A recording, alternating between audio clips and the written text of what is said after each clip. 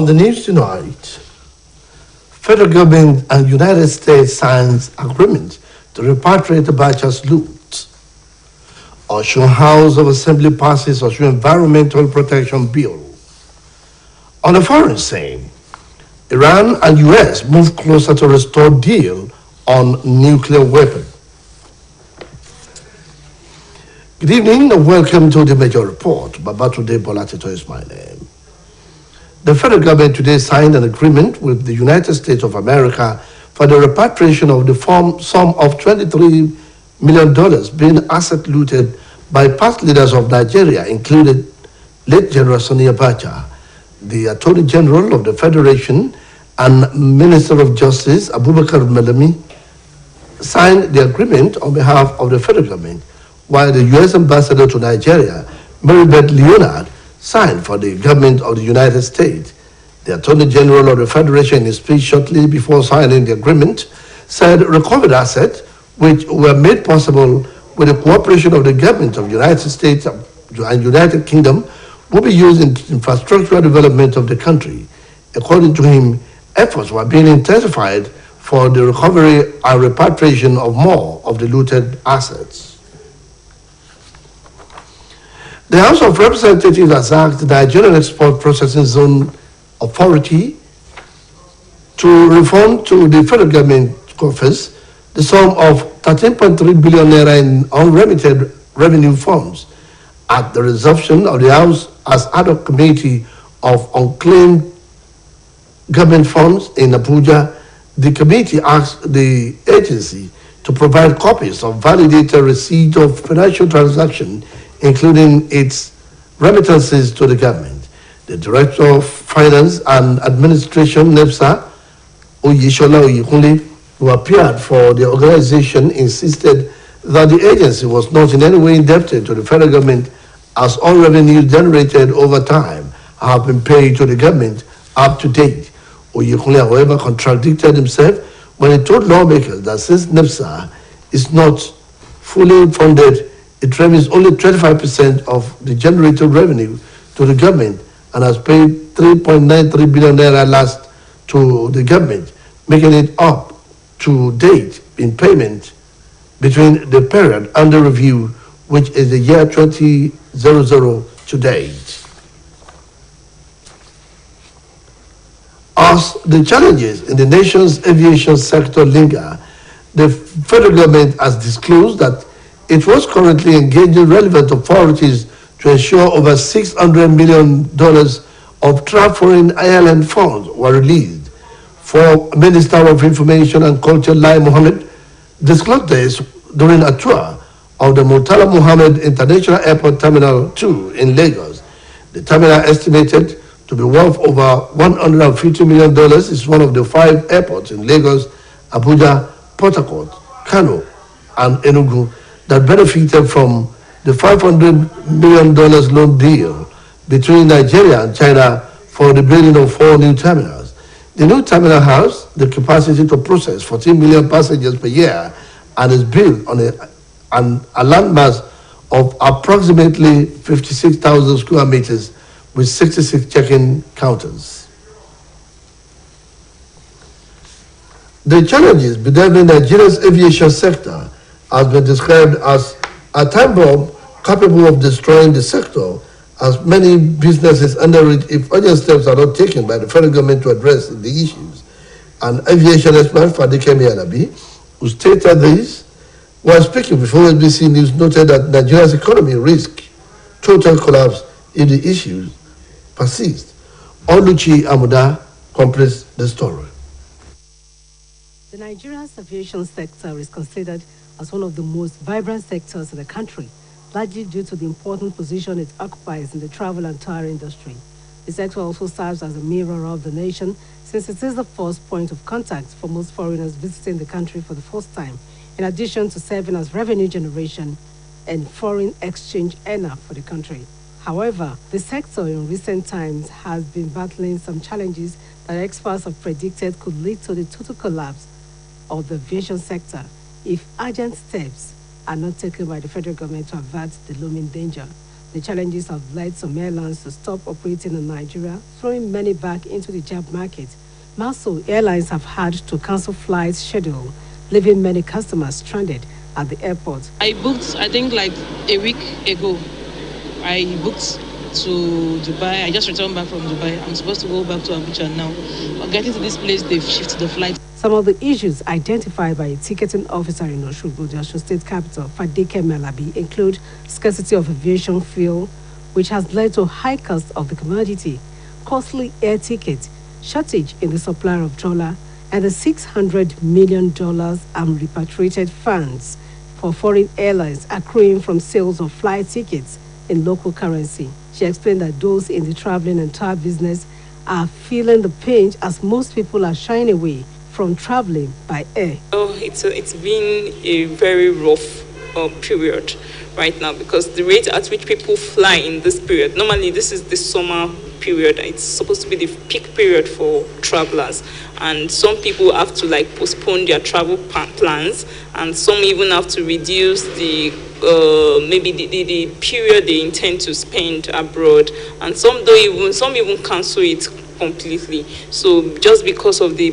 price, because of the rates in the inflation for the ticket price, so it's really been affecting so many people. The only people that don't have a choice, let me say, it's the students who are going to study abroad. Those are those that don't have a choice, and most of them even have to go all the way to selling their properties just to meet up with ticket prices. It's really been a lot of issues for us. The Director General of the Nigerian Civil Aviation Authority, Mr. Musa Nuhu, said government is not folding its arms, doing nothing, assuring that the issues will be sorted out in due course. I've been made all around to see how some form of elevation can be brought onto the airlines for the sustainability of their operations. It is truly a pathetic picture, as I will try to be as flexible, and we have been as flexible as we can with the airline over the last 2.5 years. They can tell you that on their own. Don't believe what I say. We try to accommodate them in many areas where we can accommodate them without sacrificing safety. The question is, how soon will it be? Only time will tell. Oluchi Amuda, OSBC News. Osun State House of Assembly today passed its law, State of Osun Environmental Protection Bill 2022. The bill, which is targeted at regulating and keeping the environment from environmental hazards and other related issues, and before its perfect witnessed massive debilitation. Osun State House of Assembly correspondent Oluwatosi Oladokun now completes the story. Motion for the accelerated passage of the SEBI and seconded by Honorable Adirullah Adefe. Thereafter, the House passed the State of Osun Environmental Protection Bill 2022 into law. While speaking, Osun State House Assembly Parliament Speaker Honorable Timothy Uwe took advantage of the plenary to commend his colleagues' contributions towards the timely passage of the bill. The House also read for the first time Union Osun Teaching Hospital Establishment Bill 2022.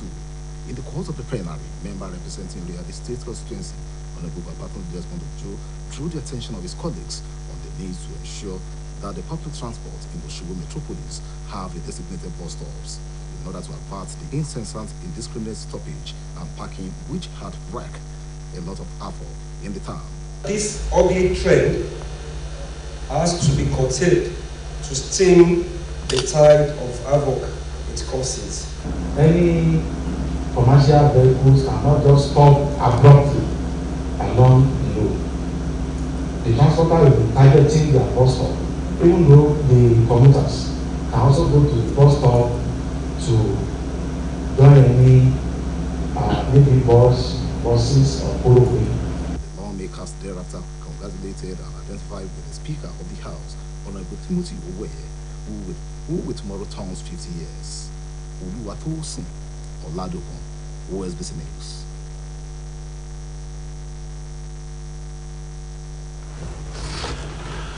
The Independent National Electoral Commission has been advised not to make available the updated voter register to the Osun State Independent Electoral Commission, OSEC, for the purpose of the proposed local government poll planned for October 15, 2022. In a letter signed by State People's Democratic Party legal advisor Ashim Abioye, INEC was also advised to stay aloof from the proposed local government election being organized by OSEC. Abioye noted that insistence of the OSEC chairman in going ahead with conducting the local government poll in the state was in contravention of the provision of the Electoral Act 2022.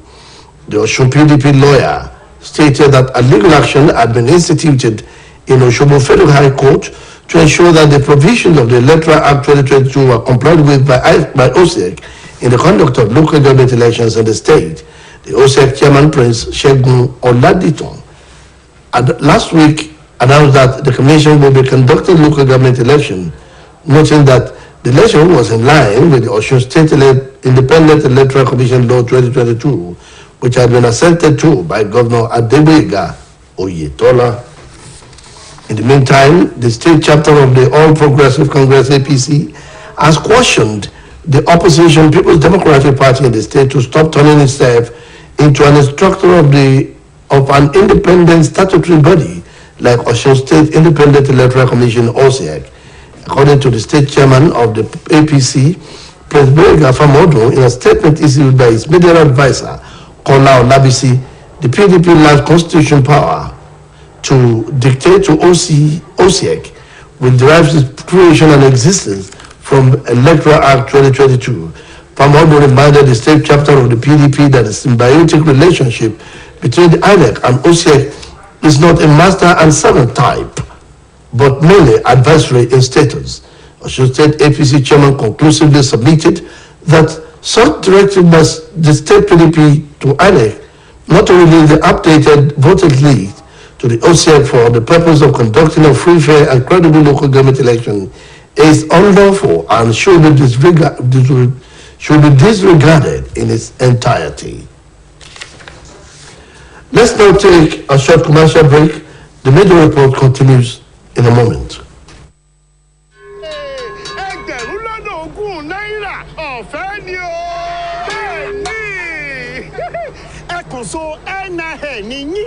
Pẹ̀lú ohun ìpè Glo yín òun ló bá tán lówó bá dé. Bẹ́ẹ̀ ni ẹ̀dúrónà báwo la ṣe máa so NIN number wa mọ́ òpó ìpè Glo line wa. Ó simple ìwọ testa 109 hash. Irú àwa tí a ò wá ní nọ́mbà ìdánimọ̀ NIN yìí rárá ń kọ́. Ẹ lọ sí ẹ̀ka ilé ìtajà Glo kẹ́ ẹ lọ fi orúkọ yín sílẹ̀ níbẹ̀ òun lè bá ṣe lówó bá dé.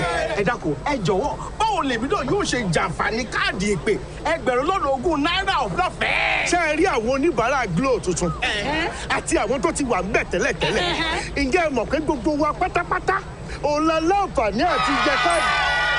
Èmi náà mo ti gba $20,000 náírà. Welcome back. Wife of the governor of the state of Osun, Mrs. Kafayat Oyetola, has restated her commitment that the IOD initiative will continue to be a partner in progress for the promotion of wealth and welfare of the people of Osun State. Mrs. Oyetola stated this today in the Iragbiji local government area of the state during the third interface of distribution of food materials and cash to the aged and widow in Iragbiji and its environs. The reporter presented from our studios.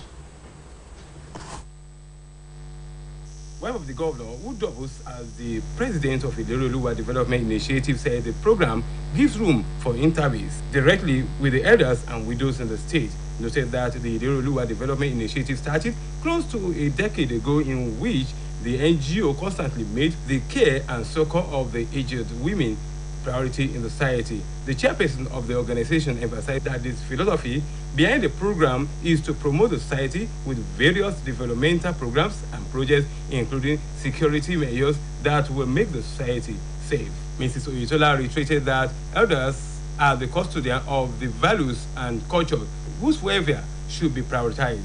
She added that the care for the aged will give room for the society to know how the invaluable knowledge about life should be handled. Mrs. Oyetola, who also paid homage to the palace of Iragbiji, Oba Abdul Rashid Olabumi said the distribution of foodstuff and cash to the aged and widow has touched the 3 senatorial districts through an initiative in order to make life more meaningful for the aged and widow in the society. Speaking during the royal visit, the monarch appreciated Mrs. Oyetola for the kind gesture extended to the aged and widow of the town and its environs. He further added that the empowerment will boost their business. Highlight of the program was the distribution of foodstuffs and cash to the beneficiaries by the wife of the governor, Mrs. Kafayat Oyetola. Media practitioners have been advised to be conscious of their health status while carrying out their professional duty to forestall stress, included related health challenges. Medical experts made it known during the NUJ OSBC medical checkup as part of activities commemorating this year's Pen Week. Omotayo Adebono has details. Members of the NUJ OSBC chapel converged on the OSBC open air studio to benefit from a free medical outreach tagged Health is Wealth, as powered by the management Osogbo Central Hospital. The Director General OSBC conglomerate, Mr. Rashid Folarimi, led an array of other directors to the program. Declaring the program open, Special Advisor to the Governor on Public Health, Dr. Shiji Olamiju, expressed the need for individuals to always be conscious of their health, maintaining that it is only a healthy human being that can be productive. Dr. Olamiju, who spoke through the Director of Public Health, Osun State Ministry of Health, Dr. Akim Bello, also noted that COVID-19 is real, thereby calling on individuals to take every preventive measures against the deadly disease. COVID-19 is still with us, and it's not going anytime from now. But what can we do? The best we can do is just to protect ourselves, to prevent it. Earlier in his address of welcome, the Director General OSBC, Mr. Rashid Folarimi, appreciated the NUJ OSBC Chapel for organizing the health outreach, which is said will further encourage healthy lifestyle among members and non-members alike. Mr. Folarimi noted that the management of OSBC will forever remain committed to every program that will sustain the healthy living of its staff. No doubt, health is wealth. And there is this mens sana in corpore sano. Those lawyers will know what I've just said. Sound mind and sound body. And that is the essence of all we are doing today. Delivering his lecture titled Health is Wealth, the Chief Medical Director of Osogbo Central Hospital, Dr. Akindele Ajayi, emphasized on the principle of self-modification, which is said includes abstinence from alcoholism, engaging in regular exercises, and taking balanced diet. Dr. Ajayi, who discouraged stressful acts, called on individuals to always observe necessary rest and cultivate the habit of taking fruits. As we all know, in community nutrition, no matter the father of a disease, the mother is malnutrition. So we should endeavor to eat well, to eat balanced diet, to drink enough water, to sleep well, to be involved in exercise. These are the ways we can prevent ourselves from unnecessary disease conditions, and these are the ways we can maintain our good health. There were questions and answer sections in addition to the free blood sugar and malaria test. Meanwhile, the activities continues on Thursday with lecture and award ceremony. Omotayo Adebono, OSBC News. Over now to Onyechi for entertainment news. Popular singer Oluwatosin Ajibade, professionally known as Mr. Easy, has been double certified by the Grammys. The Ghana-based singer received 2 Grammy certifications from the Recording Academy for his contribution on 2 projects that won awards. It could be recalled that the singer recently got engaged to Temi Otedola, daughter of billionaire business mogul Femi Otedola. He played key collaboration and songwriting roles on Angelique Kidjo's Mother Nature and Major Laser's Music is a Weapon. The singer's contribution on Major Laser's album was in the form of composer, while his contribution to Kidjo's album was in the capacity of a featured artist, as he is on one of the songs. The singer took to his official social media page to share the news while posting photo of the certification he received. Meanwhile, Famous Nigerian on-air personality Tolu Oniru Demoren, popularly known as Tools, has disclosed her polygamous experience as a child. The OAP took to her official social media page to disclose that a polygamous family rarely produce undamaged children. According to the mother of two, she said that her experience as a polygamous child had inspired her to change many things about herself. The statement came after she got numerous messages online regarding children bred in a polygamous home. The mother of two boys went further to share old videos of her son from birth and how he grew to his second birthday. An emotional Tales expressed her deep feelings, stating that she loves her two sons so much that it hurts. She also prayed to be the best mother her children could ever have. Oyechi Nwachi, OSBC News. Welcome to our sports segment.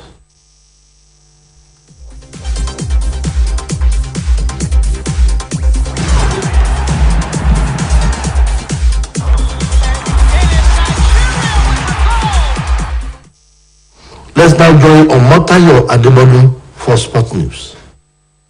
Nigeria will take on the Desert Forces of Algeria in a friendly on September 27. The encounter is built for the new stadium in Oran. The Algeria Football Association were forced to look for an alternative opponent after Ghana pulled out from an agreed friendly on the same date. The Desert Forces will play another friendly against Guinea on the 24th of September. This will be the third time the North Africans will face the Super Eagles under coach Jamel Belmadi. In the first encounter, Belmadi led the team to go past the Super Eagles 2-1 in the semi-final of the 2019 African Cup of Nations in Egypt. Algeria then pipped Nigeria in a friendly in Austria in October 2020. Meanwhile, U.S. women national team head coach Vlatko Andonovsky has named star duo of Alex Morgan and Megan Rapinoe in the 23 women's squad for the international friendlies against former African champion Super Falcons of Nigeria. The first friendly will take place at the Children's Mercy Park, Kansas City on the 3rd of September, while the second friendly is built for the Audi Field, Washington, D.C., 3 days later. In the meantime, world number 2 Alexander Zverev has withdrawn from the US Open as he continues to recover from the ankle ligament suffered during his French Open semi-final against Rafael Nadal. Was not expected to be able to play after needing surgery in early June. The 2020 US Open runner-up officially pulled out of the event. Britain's Conor Norrie, who reached the Wimbledon semi-final, moved up to 8th seed. It means the 26-year-old left-hander would not be able to face a high-ranked opponent until at least the quarter-final of the Grand Slam tournament, which starts in New York on the 29th of August. Spain's world number 3, Rafael Nadal, who last week lost in his only match since pulling out of Wimbledon with an abdominal injury, will be seeded second behind Russia defending champion Daniil Medvedev. Omotayo Adebodu, OSBC News.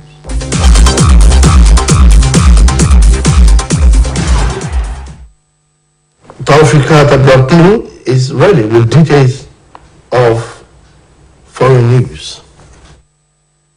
And the United States have inched closer to an agreement on restoring their 2015 nuclear deal after 16 months of painstaking negotiations. But everything could hinge on what happens in the coming days. All eyes are now on Washington as it prepares to submit its response to Iran's recent comment on a final test proposed by the European Union at the end of talks in Vienna earlier this month. The bloc's foreign policy chief Joseph Borrell had said that the Iranian response was reasonable.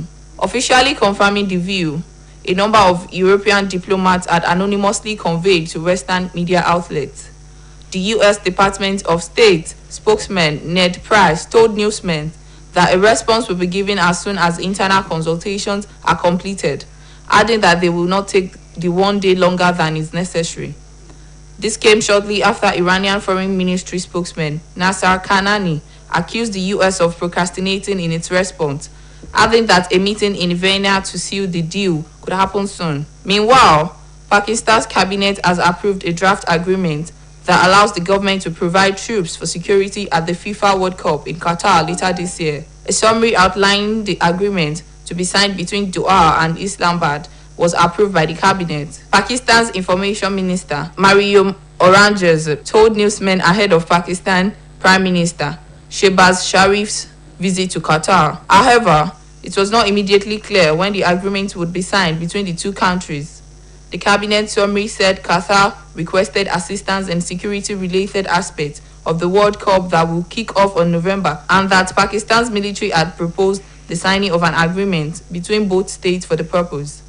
The support will include training against stress posed by chemical, biological, radiological, and nuclear materials. It will also include training for the protection of very important people and to counter threats posed by improvised explosive devices. Taufikat Abdulhakim for OSBC News. That was the major report on OSBC TV. It was edited by Michael Adeniyi. Babatunde Bolatitos my name. Thank you for watching. Good night.